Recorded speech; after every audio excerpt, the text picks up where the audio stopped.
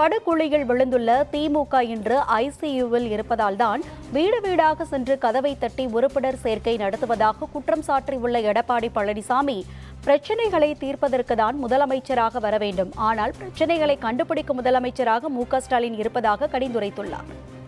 இன்னைக்கு தமிழகத்தில் பல கட்சி இருக்குது.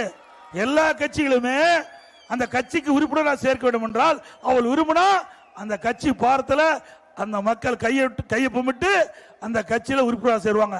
ஆனா திமுக மக்களுடைய செல்வாக்கு எழுந்துட்டாங்க, தொண்டருடைய செல்வாக்கு எழுந்துட்டாங்க.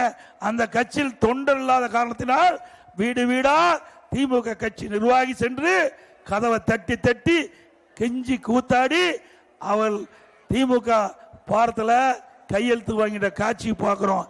இந்த அவல நிலைக்கின்ற திமுக அண்ணா திமுக பத்தி பேசுறார் உதயநிதி. நேற்றைய தினம் பார்த்திருப்பீங்க. அண்ணா திமுக ஐசியூல் இருக்குதான். யோ, நீங்க தாங்க ஐசியூல் இருக்கிறீங்க. நீங்க ஐசியூல் இருக்கிறதுனாலதான் வீடு வீடா கதவை தட்டி மக்களிட கெஞ்சி கூத்தாடி திமுக உறுப்பினர் சேர்த்துட்டு இருக்கீங்க. அண்ணா திமுக அப்படி இல்லை. அண்ணா திமுக 2 கோடி தொண்டர் நிறைந்த கட்சியாக அண்ணா திமுக இருக்கிறது.